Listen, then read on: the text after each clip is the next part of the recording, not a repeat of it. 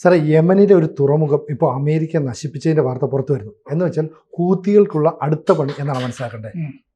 ഹൂത്തികൾക്കെതിരെ എല്ലാ ദിവസവും ഇപ്പോൾ ആക്രമണങ്ങൾ നടക്കുന്നുണ്ട്. കാരണം വിമാനവാഹിനികൾ ഇപ്പോൾ ആ മേഖലയിലൊക്കെ ഉണ്ട്. ഹാരി എസ് ട്രൂമാൻ എന്ന് പറഞ്ഞ വിമാനവാഹിനി ചെങ്കടലിലുണ്ട്. വേറൊരു കാൾ വിൻസൺ എന്ന് പറഞ്ഞ വിമാനവാഹിനി ഗൾഫ് ഓഫ് ഈഡൻ കടലിടുക്കില് ഉണ്ട്. അപ്പോൾ ആക്രമിക്കാൻ എളുപ്പമാണ്. അപ്പോൾ ഇനിയിപ്പോൾ ഹൂത്തികളെ തീർത്തിട്ട് അടങ്ങൂ എന്ന് ട്രംപ് പ്രതിജ്ഞ ചെയ്തിരിക്കുകയാണ്. ജനുവരി മുതൽ തന്നെ ഇതിനുള്ള പരിപാടികൾ, പ്രത്യേകിച്ച് ഈ ഇറാനെ ദുർബലപ്പെടുത്തിയിട്ടുണ്ടല്ലോ.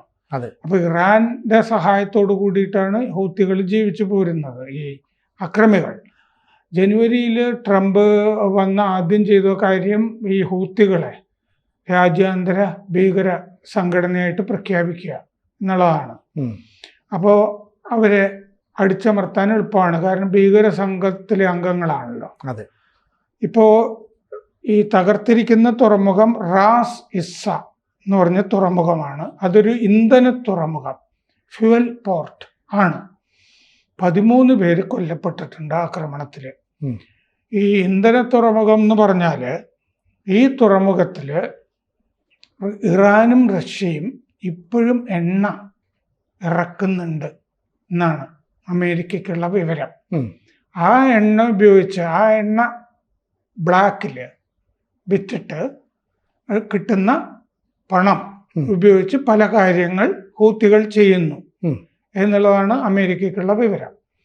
അപ്പോൾ അങ്ങനെ ഒരു തുറമുഖം അവിടെ ഉണ്ടാകരുത്.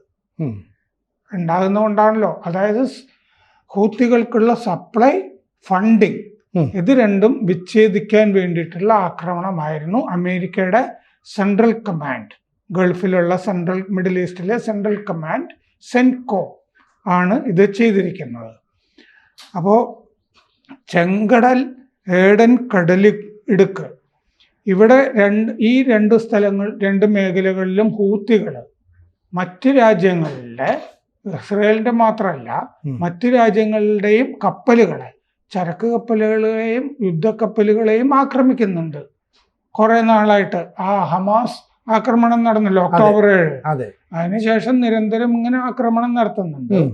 അപ്പോൾ സൂയസ് കനാൽ വഴിയുള്ള ചരക്ക് ഗതാഗതം ആഗോള ചരക്ക് കപ്പലുകൾക്ക് നടത്താൻ പറ്റുന്നില്ല. ആഗോള തലത്തില് ഈ ചരക്ക് കപ്പൽ ഗതാഗതം ഉണ്ടല്ലോ, അതിന്റെ 12% സൂയസ് കനാൽ വഴിയായിരുന്നു ഈജിപ്തിലെ. ഇപ്പൊ ഈ ആഫ്രിക്ക വഴി കേപ്പ് ഓഫ് ഗുഡ് ഹോപ്പ്, ചുറ്റണം. അതെ, പ്രത്യാശാ മുനമ്പ് എന്ന് പണ്ട് മലയാളത്തിൽ എഴുതി കാണുമായിരുന്നു, കേപ്പ് ഓഫ് ഗുഡ് ഹോപ്പ്. അതുവഴി ചുറ്റി. അപ്പൊ അത് ഇൻഷുറൻസ് തുക കൂടും, സമയവും കൂടും, അങ്ങനെ പ്രശ്നമുണ്ട്. അതുകൊണ്ട് ചരക്കിന്റെ എന്താ പറയാ വിലയും കൂടും. അതുകൊണ്ട് അങ്ങനെയാണ് ഹൂത്തികൾ ഇപ്പോൾ മറ്റുള്ളവരെ ആക്രമിച്ചുകൊണ്ടിരിക്കുന്നത്. മാർച്ച് 15 മുതൽ എല്ലാ ദിവസവും ഹൂത്തികൾക്കിട്ട് പണി കൊടുക്കുന്നുണ്ട് അമേരിക്ക. 2023 ഒടുവിലാണ് ഹൂത്തികൾ ഈ ആക്രമണം, നമ്മൾ ഈ പറഞ്ഞ കപ്പലുകളെ ആക്രമിക്കുന്ന പരിപാടി തുടങ്ങിയത് ചെങ്കടലിൽ. അപ്പോൾ ഈ തുറമുഖം വഴി അനധികൃത വരുമാനം ഹൂത്തികൾ ഉണ്ടാക്കിയിരുന്നു. 10 കൊല്ലമായി അങ്ങനെ അനധികൃത വരുമാനം ഇറാനും റഷ്യയും കൊടുക്കുന്ന എണ്ണ വഴി ഹൂത്തികൾ ഉണ്ടാക്കുന്നുണ്ട്. ഹൂത്തികൾക്ക് എങ്ങനെയാണ് ഫണ്ട് വരുന്നതെന്ന് ഇപ്പോൾ അത്യാവശ്യം വ്യക്തമായല്ലോ. ഈ തുറമുഖം വഴി കപ്പലുകൾ, എണ്ണ, ഈ ടാങ്കറുകൾ വന്നിരുന്നു. റഷ്യയുടെയും ഇറാന്റെയും ടാങ്കറുകൾ വരുന്ന തുറമുഖമായിരുന്നു ഇത്, ചെങ്കടലിലെ തന്നെ തുറമുഖം. അപ്പോൾ എണ്ണയുടെ ഉറവിടം ഈ അമേരിക്കൻ സെൻകോം പറഞ്ഞിട്ടില്ല എണ്ണ എവിടുന്നാണ് ഈ തുറമുഖത്ത് വരുന്നതെന്ന്. പക്ഷെ വേറെ റിപ്പോർട്ടുകളിൽ നിന്ന് നമ്മൾ മനസ്സിലാക്കുന്നതാണ് അത് റഷ്യയുടെയും ഇറാൻ്റെതായിരിക്കും എന്നുള്ളത് സ്വാഭാവികമാണ്. പക്ഷെ റഷ്യയുടെയും കൂടി ഉണ്ട് എന്നുള്ളത്, റഷ്യയും ഇറാനും വലിയ ചങ്ങാതിമാരാണ്. സിറിയയില് റഷ്യക്ക് ആയുധപ്പുരകളും ഒക്കെ ഉണ്ടായിരുന്നല്ലോ, ഇസ്രായേൽ ആക്രമിച്ച് നശിപ്പിക്കുകയൊക്കെ ചെയ്തു. അതെ, അവിടുന്ന് അവസാനം ആക്രമണ സമയത്ത് മറ്റേ റഷ്യൻ വിമാനങ്ങൾ പലായനം ചെയ്യുകയൊക്കെ ചെയ്തിരുന്നു ആയുധ ഡിപ്പോകളിൽ നിന്ന്. അപ്പോൾ സുയസ് കനാൽ യമന്റെ പടിഞ്ഞാറൻ തീരത്ത് ചെങ്കടലിലാണ് ഈ തുറമുഖം. ഇറാന്റെ യമന്റെ പടിഞ്ഞാറൻ തീരത്ത് ചെങ്കടൽ ആണ് ഈ റാസ് ഇസ്സ എന്ന് പറഞ്ഞ തുറമുഖം. ഇതേ സമയം ഈ മുഴുവൻ ബന്ദികളെയും വിടാം എന്ന് ഹമാസ് പറഞ്ഞിട്ടുണ്ട്. പക്ഷെ പലസ്തീൻകാർ തടവിലുണ്ടല്ലോ ഇസ്രയേലിന്റെ, അവരെയൊക്കെ വിട്ടുകിട്ടണം എന്ന്, പൂർണ്ണമായ വെടിനിർത്തലും വേണം. അപ്പോൾ ഒരു ടെലിവിഷൻ സ്പീച്ച് ഇപ്പോൾ ഈ ഹമാസിന് വേണ്ടി മധ്യസ്ഥ ശ്രമങ്ങളൊക്കെ ചർച്ചകളിലൊക്കെ പങ്കെടുക്കുന്ന ഗലീൽ അൽ ഹയ്യ ഒരു ടെലിവിഷൻ പ്രഭാഷണത്തിലാണ് ഈ ആവശ്യം ഉന്നയിച്ചത്. ഇതിന് പക്ഷേ ഇസ്രയേൽ വഴങ്ങാൻ തയ്യാറാവില്ല എന്ന് റിപ്പോർട്ടുകളിൽ പറഞ്ഞിട്ടുണ്ട്. അങ്ങനെ പലസ്തീൻ തടവുകാരൊന്നും ഇപ്പോൾ വിട്ടുകൊടുക്കാൻ വയ്യ. പിന്നെ ഈ വിട്ടുകിട്ടുന്ന ബന്ദികളിൽ ഭൂരിപക്ഷം ജഡമാണല്ലോ. അതെ, ജഡമാണ് കിട്ടാൻ പോകുന്നത്. മറ്റേ വ്യാഴാഴ്ച ഈ യമനിലെ ആക്രമണം വ്യാഴാഴ്ച ഉച്ചയ്ക്കായിരുന്നു, ഇന്നലെ ഉച്ചയ്ക്കായിരുന്നു. ഹാരിയസ് ട്രൂമാൻ സ്ട്രൈക്ക് ഗ്രൂപ്പ് വിമാനവാഹിനിയില്ലേ, അവരാണ് ഇത് ചെയ്തത്. ചെങ്കടലിലാണ് ഇതുള്ളത് എന്നുള്ളത് നമുക്കറിയാം. കാൽ വിൻസൺ ആണോ എന്നുള്ളതും ഉറപ്പില്ല. ഗൾഫ് ഓഫ് ഒമാനിലാണ്. പക്ഷെ കൂടുതലും സാധ്യത ഹാരിയസ് ട്രൂമാൻ വിമാനവാഹിനിയിൽ നിന്നാകാനാണ് സാധ്യത.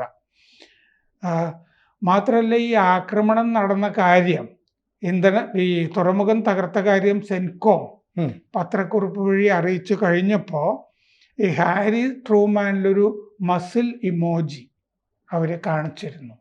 അപ്പോൾ അവരാണ് എന്നുള്ളൊരു മട്ടിൽ ഒരു ചിഹ്നം വന്നു. ഈ ഇന്റർനാഷണൽ ബാങ്ക് ഓഫ് യമന്റെ റിസർവ് ബാങ്ക്, അതിൻ്റെ മുകളിൽ ഉപരോധമുണ്ട് അമേരിക്കയുടെ മറ്റു രാജ്യങ്ങളുടെയും. അപ്പൊ രാജ്യാന്തര കറൻസി ട്രാൻസാക്ഷൻ നടക്കില്ല. ഇറാനോ റഷ്യയോ ഇവർക്ക് പണം കൊടുക്കാന്ന് വെച്ചാൽ ബാങ്ക് വഴി അത് നടക്കില്ല. അതാണ് ഈ തുറമുഖത്തിൽ കൊണ്ടുപോയി എണ്ണ കൊടുക്കണം, എന്നാൽ ഈ സംഭവം നടക്കുള്ളൂ. അതാണ് നടത്തിക്കൊണ്ടിരുന്നത്. അതുകൊണ്ട് എണ്ണയെ പ്രധാനം. വാർ ഇക്കോണമി ആണ് യമൻ്റെത്. യുദ്ധം ചെയ്ത് പൈസ ഉണ്ടാക്കുന്ന പരിപാടി, യുദ്ധ സമ്പദ് വ്യവസ്ഥ ആണ്. അപ്പോൾ അത് കുറച്ചുകൂടി അവിടുത്തെ കാര്യങ്ങൾ സുതാര്യമാകാൻ വേണ്ടിയിട്ടായിരുന്നു ആക്രമണം എന്നാണ് അമേരിക്കയുടെ അവകാശവാദം. കള്ളക്കടത്ത്, പിന്നെ സൈനിക ഓപ്പറേഷനുകൾ, കള്ളപ്പണം, ഇതിനൊക്കെ വേണ്ടിയിട്ടാണ്, കള്ളപ്പണം ഉണ്ടാക്കാൻ, കള്ളക്കടത്ത് നടത്താൻ, ഇതിനൊക്കെ വേണ്ടി അനധികൃത വരുമാനം, ഇതിനൊക്കെ വേണ്ടി ഉപയോഗിച്ചിരുന്ന തുറമുഖമാണ് നശിപ്പിച്ചിരിക്കുന്നത്. ശരിക്കും പറഞ്ഞു കഴിഞ്ഞാൽ ഈ യമൻ എന്ന് പറയുന്നത് വളരെ ആസൂത്രിതമായ നീക്കങ്ങൾ നടത്തുകയും അമേരിക്കയ്ക്കെതിരെ എന്നും നിലപാട് സ്വീകരിക്കുകയും ചെയ്യുന്നുണ്ട്. അവർക്ക് ആധിപത്യമുള്ള സ്ഥലങ്ങളിൽ നിന്ന് ഈ ആക്രമണം നടത്തും. ഇപ്പോൾ ഇന്ത്യൻ ചരക്കപ്പലുകൾക്ക് നേരെ ഇതുപോലെ ആക്രമണം ഉണ്ടായപ്പോൾ നമ്മൾ യുദ്ധക്കപ്പലുകളെ അയച്ചു. നമ്മുടെ 12 യുദ്ധക്കപ്പലുകൾ ചെങ്കടലിലുണ്ട്.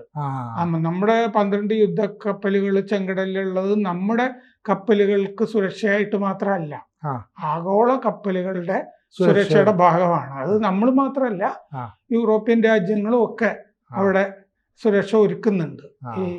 ഈ യമൻ ഏതെങ്കിലും തരത്തിൽ ആക്രമണത്തിന് വന്നു കഴിഞ്ഞു കഴിഞ്ഞാൽ തടയാവുന്ന വിധത്തില് ആഗോള യുദ്ധക്കപ്പലുകൾ അവിടെ ഉണ്ട്. നമ്മുടെ 12 കപ്പലുകളുണ്ട്. വലിയ ഓപ്പറേഷനുകളൊക്കെ നടത്തിയിട്ടുമുണ്ട് നമ്മുടെ കപ്പലുകൾ. സാറേ, എല്ലാ കാലത്തും ഈ യമന് സഹായം, സാമ്പത്തികമായിട്ടും സൈനികമായിട്ടും സഹായം നൽകുന്നത് ഇറാനായിരുന്നു എന്ന് പറയുന്നുണ്ട്. ഇപ്പോൾ ഇറാൻ്റെ അവസ്ഥ വളരെ മോശമാണ്. എന്നിട്ടും യമൻ എങ്ങനെയാണ് ഇത്തരത്തിലുള്ള ആക്രമണമായിട്ട് മുന്നോട്ട് പോകുന്നത്? അവർക്ക് അത് യമൻ മുമ്പോട്ട് പോകുന്നതിൻ്റെ ഏറ്റവും പ്രധാനപ്പെട്ട കാര്യം ഈ റാസ് ഇസ്സ തുറമുഖം ഉണ്ട് എന്നുള്ളത് കൊണ്ടാണ്. ആ തുറമുഖത്തിൽ അവർക്ക് വേണ്ട പണവും സപ്ലൈ എന്നൊക്കെയാണ് ഈ ഡിപ്ലോമാറ്റിക് ആണല്ലോ. സപ്ലൈ എന്ന് പറഞ്ഞു കഴിഞ്ഞാൽ പലതും ആകാം. ഭക്ഷണം, മരുന്ന്, ആയുധങ്ങൾ, ഇതൊക്കെ ഇതിനൊക്കെ വേണ്ടിയിട്ടാണ് ഈ തുറമുഖം ഉപയോഗിച്ചുകൊണ്ടിരുന്നത്.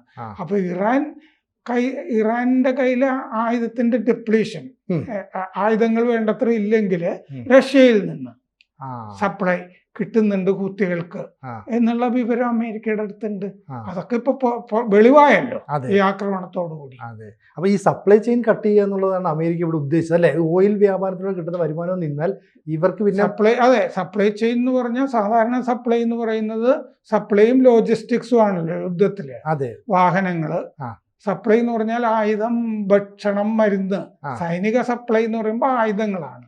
ഇതൊക്കെ കൈകാര്യം ചെയ്തിരുന്ന ഈ പടിഞ്ഞാറൻ തീരത്തെ തുറമുഖമാണ് ഈ തകർത്തിരിക്കുന്നത്.